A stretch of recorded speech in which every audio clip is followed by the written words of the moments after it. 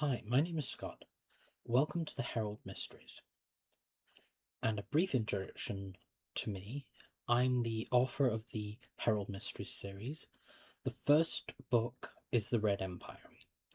Here I'm briefly going to touch on some concepts that the book goes into and expand on them, such as the basic concepts of worlds and beings. In the creation of the Herald Mysteries, worlds come in different sizes. Some worlds are entire dimensions, such as the heavens and the hells, whereas others are universes comprised of worlds, such as our universe. So generally, a world is a planet within a universe, and that universe is contained within a dimension. As mentioned, some worlds can be entire dimensions, but they're not generally referred to as worlds, but dimensions, as they're complex, multi-layered landscapes contained within a dimensional boundary. The Herald Mysteries unfolds across several dimensions and worlds, most notably Karanum world, which opens the series.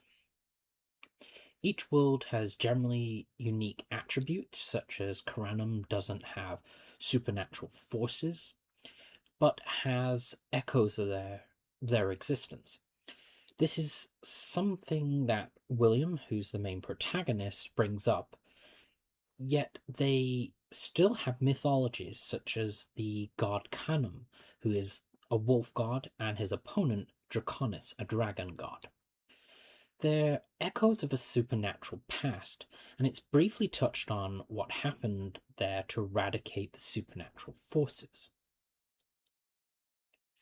Beings such as human beings and supernatural beings are very complex in this creation. Humanoid species are composed of DNA, which is not just the double helix found in humans, but can also be multi-helix, such as triple helix or HDNA, and quadruple helix or G4. HDNA is actually a scientific term for some DNA sequences folding back on themselves.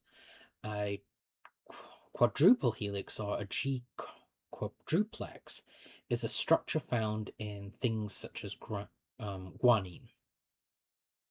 Supernatural or spiritual beings are composed of ENC or essential nucleic composite, which is similar to DNA and comes in duplex, triplex, or etc. forms. ENC is more complex and varied than DNA, but DNA can be converted into ENC, such as through vampiric conversion, whereby a corpse is turned into a vampire.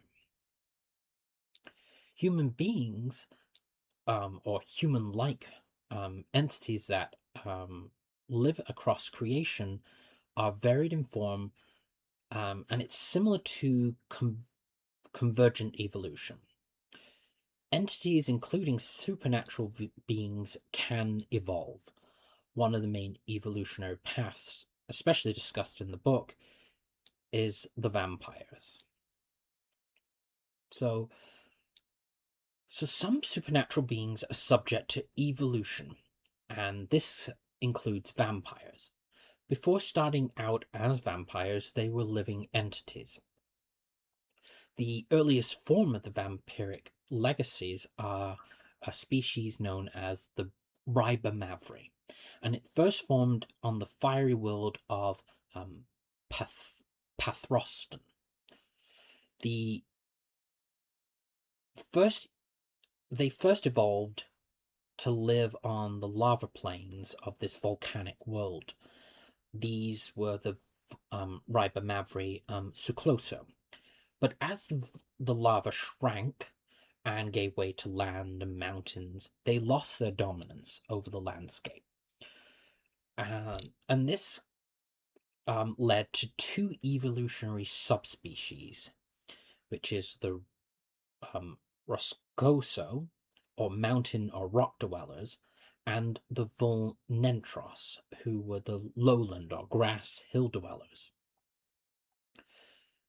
Through external intervention, some of the Roscoso were relocated off-world, where they eventually evolved into another species called the Kyclolacma,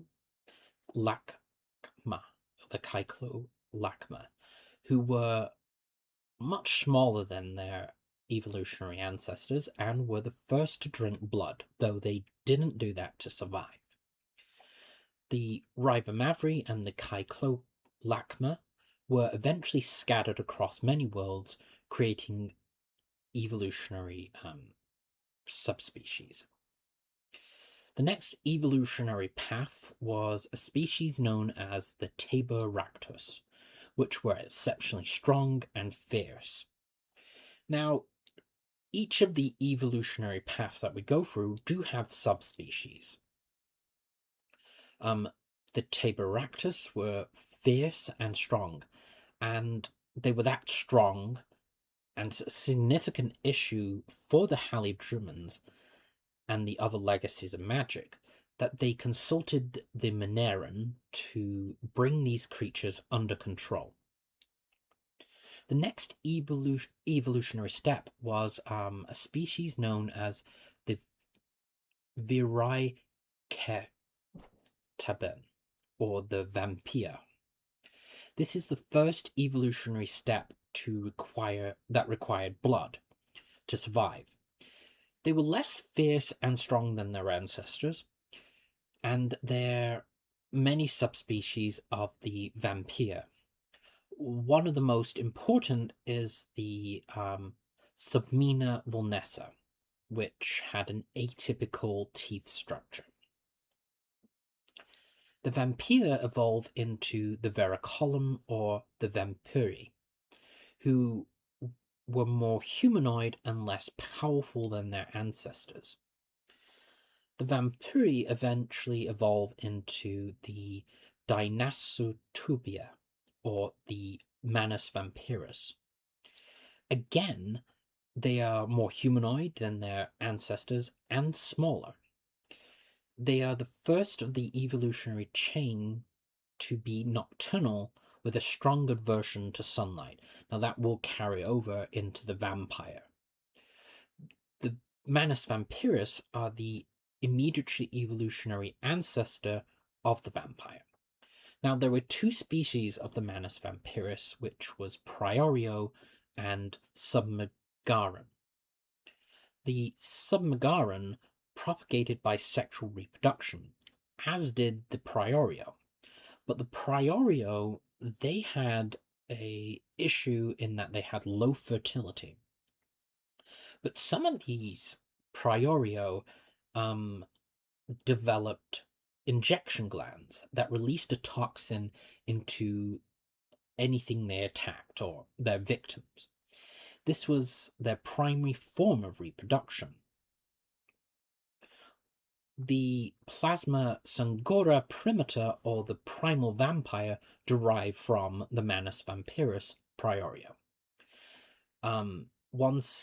And this was done when the Manus vampirus Priorio attacked and injected their victims with a toxin that eventually the victims succumbed to, and whilst decomposing, the corpse transformed into the undead. The toxin would convert the victim's DNA into ENC, transforming them into undead creatures that became known as the primal vampires. These primal vampires were exceptionally strong and fierce. The primal vampires eventually evolved into the Plasma Sangora, who were also known as the ancient vampires. These vampires were strong, but not as strong as the primal vampires, and they were also more social. The ancient vampires, though, were more stronger than their evolutionary successor. And that is, they eventually evolve into the Plasma Sangora Ordinarium, or the standard vampire known as the ordinary vampire or the regular vampire. Effectively, the the modern vampire.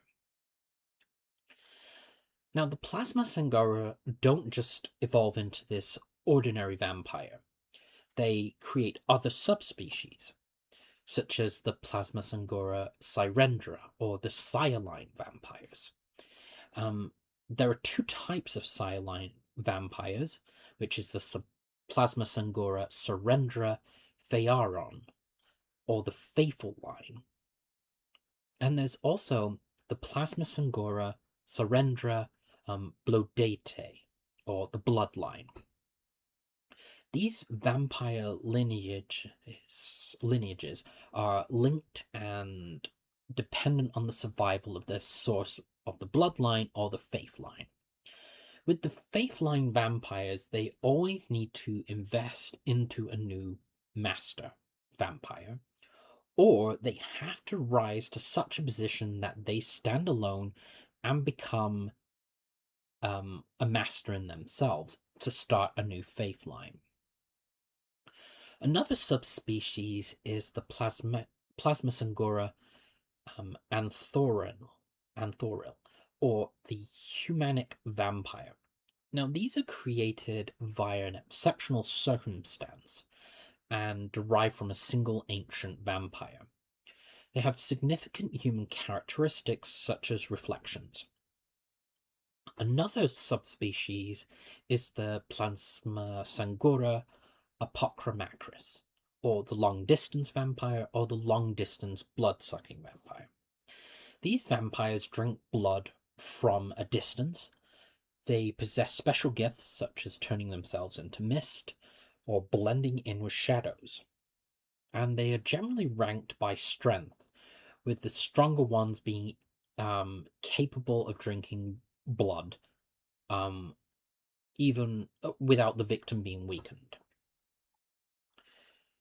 Another subspecies is the Plasmasangora omadicum, or the collective vampire. The origins of the collective vampires are one of the simplest of the vampire subspecies.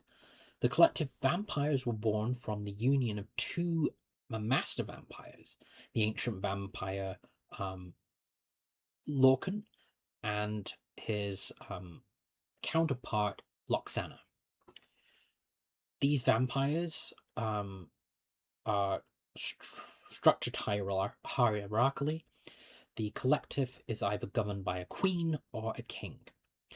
All the collective members are linked by their monarch, and if the monarch dies, so too does the collective. For those governed by a queen, who are generally encountered more, their structure is the vampiric queen, then under her are the vampiric nobles, and under them are the vampiric domiciles. For those governed by a king, well, the king is rare, so there's not that many of them.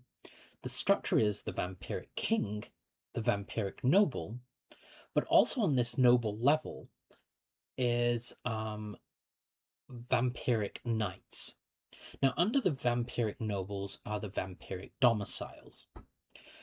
Under rare circumstances, the vampiric knights can create subordinate vampires known as vampiric warriors. The last subspecies of the vampire is the Plasmasangora fabricastum, or fabricated vampires, and these are vampires created by magical means. This does draw an end to the video. You can find more information on Patreon or X, and you can find the book on Amazon, Kindle, and Kindle Unlimited. Thank you.